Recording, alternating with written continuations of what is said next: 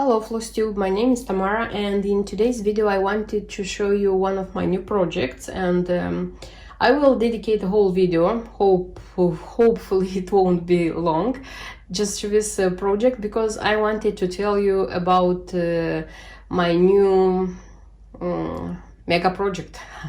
So it's not something that I invented, it exists on FlossTube. It's just I want to try it for the first time. Probably many of you know what mania is. This is typically for English-speaking FlossTube, because for Russian FlossTubers it's a little bit different. As far as I understood, mania is a project when in the month of May you start a new project every day. So this would be like the idea.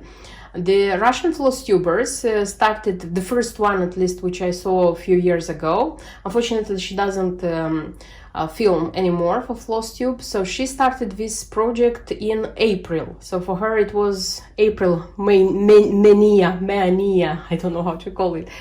And she also started a new project every day. Then the Russian FlossTubers started like diversifying this idea, and they started like having a new project every week.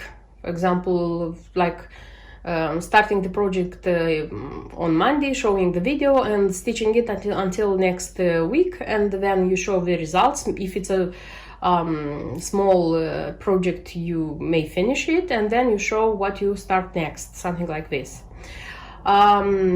I like this idea of new starts a lot, even though I'm not the person of starting. Starting a project, a new project every day, for me it's a challenge, honestly, and I'm not ready for this, because with my lifestyle and the child and everything, I understand that physically I won't have time to organize myself, like to organize the project, to stitch, to film everything. That's why maybe in future, maybe sometimes I will still have this challenge, because I want this, like a new project every day for a month. Now I'm going to switch to a new project every week, which is more realistical to me, but it won't be a month. Because, you know, I was thinking about like new starts. I want very much to start new projects, to have new projects. And I thought, why not to organize myself the whole spring, like every week, the whole spring, to start a new project. I like the idea. I looked for my stash. I chose projects. I chose more projects than the number of weeks of this spring, just in case, to have extra. I checked if I have the materials which I need for them. So because this was again one of my things. So I wanted to choose something which is kitted, which if it's a kit you can start it. If it's something, it's a chart which you have to buy threads and so on and so forth. Some of them are already kitted, so I checked if I have everything. And my idea would be to stitch from the stash, because this is not just new starts, but this is also a challenge for me to stitch from stash, which is logical, I think, because it's too much already, and buying new things, it already, I don't know, goes over the head, over the roof. And I was hoping that during this period maybe I won't buy so much. I will see. I will see in the end of 3 months how much I bought, how much cross-stitch shopping I have. So if you understood correctly, this would be a challenge in many aspects for me as a cross-stitcher. Okay, the projects which I chose, most of them are short. Some of them are medium, at least for my understanding. I chose as well a very few large projects. I'm not sure if I'm going to start them, because I'm not sure myself what I'm going to start. I just have a number of projects, and I'm going to choose from them every week. But I'll see. The idea is the following, that I'll start a project, and if that project is short and during that week I have time for stitching, I'm going to finish that one, and I'm going to stitch something from a previous week which I didn't finish, if you understood what I mean. finally, in the end of spring, I am curious to see which the results will be of this, of my idea of having a new start every week. Either I will have a lot of new started projects, or I will have a lot of cross-stitched projects. Okay, so to cut the long story short, my first project is going to be a just nan, not a big one, because, you know, I wanted to feel sure on my feet when starting, and I said that I'm going to choose a shorter one to finish it, because I hope, very much I hope, that I am going to be able to finish it and to start like this mega project of mine with a ready project, like to have this feeling that, okay, in 1 week I finished the project. So this is Lady Scarlet Secret Garden. This is a rare one. I bought it like 2 years ago, and apparently I bought it for a good price, because nowadays it appears like on eBay, but the price, of course, it goes high. High, I mean like more than $100. There are like, so when you're buying them, it's like the chart and the embellishment pack, and in such a box, I just wanted to show you, it's the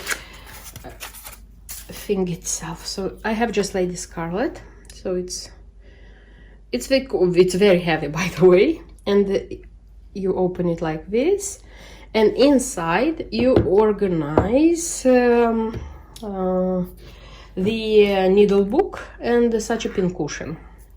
So this is the idea. I'm not sure if I'm going to use the needle book and the pin cushion, but for the sake of having such a beautiful cross-stitched thing, of course I'm going to do it. From this series, there are like 4 designs in this series. So there is Lady Scarlet, the ladybug. Then there is the owl, Minerva. There is Noella, the Christmas bird, and it's a bee, it's Barnaby's bride. All of them are beautiful, all of them are nice, but honestly, I'm not ready now to invest so much money in this collection. It was just a luck that like 2 years ago, I found this one on the local eBay and nobody was fighting for it. It was just pure luck. So, and it's a spring design as far as I think. That's why I decided to stitch it.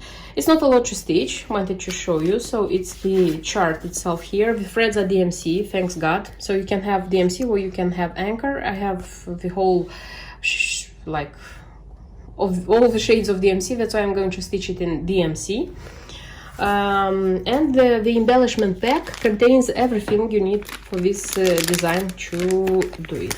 In a second, I'm going to show you what is here actually. So it's a John James needle, then it's the embellishment pack, not a very rich one, by the way. It's 2 colors, yes, it seems to me it's 2 colors of beads. It's this small, I don't know how this one is called, by the way.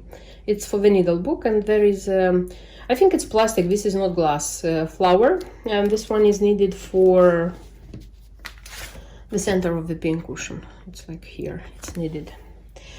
The linen for the needle book, it's here, it's such a tiny piece. It's cream 28 casual. I am not sure, I think this is interfusible facing. I'm not sure, I'll have to read. And the, it's not felt, it's the wool. It's, I think it's Wix Dye Works wool, this one. So this one, the green is for the leaves, and the pink one is for the pin cushion. And that's it. And I wanted to show you something which it's time to show. This is my project 4 Wishes by Just Nan, which I am stitching seasonally, because in my previous videos I showed that I already stitched the winter part, and as today on calendar it's the 1st of March, so officially the calendar says that it's spring. In the last days of February I took some time and I stitched the spring part, and here is what I have. So it would be spring. I started from here, so with specialty stitches, and until here. I stitched this one quicker than winter. I don't know why, because in winter there are like more cross stitches, and simple usual cross stitches are to be stitched easier.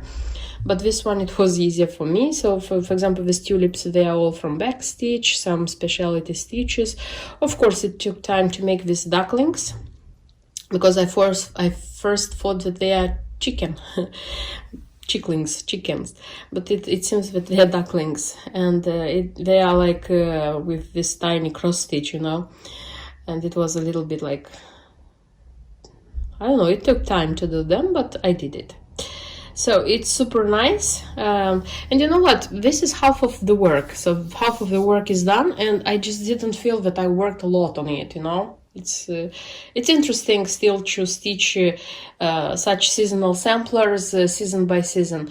It gives you the season mood, and also it makes the work easy, because in the end of the 4 seasons you just realize you have your work done, but you didn't realize when you did it.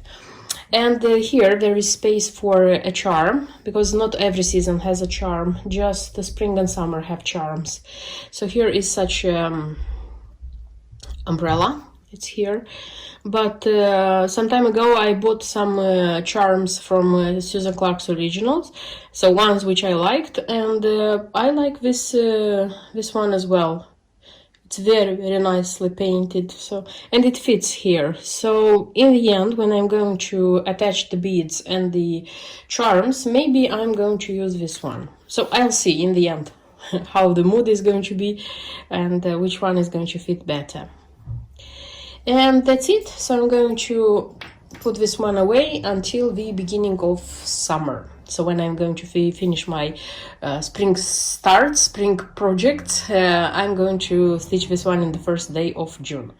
I hope everything is going to be okay, and next week I'm going to show you the ready project and my new start. So don't forget to subscribe to my channel, because more new interesting videos are about to come. See you in my next videos. Until then, bye bye.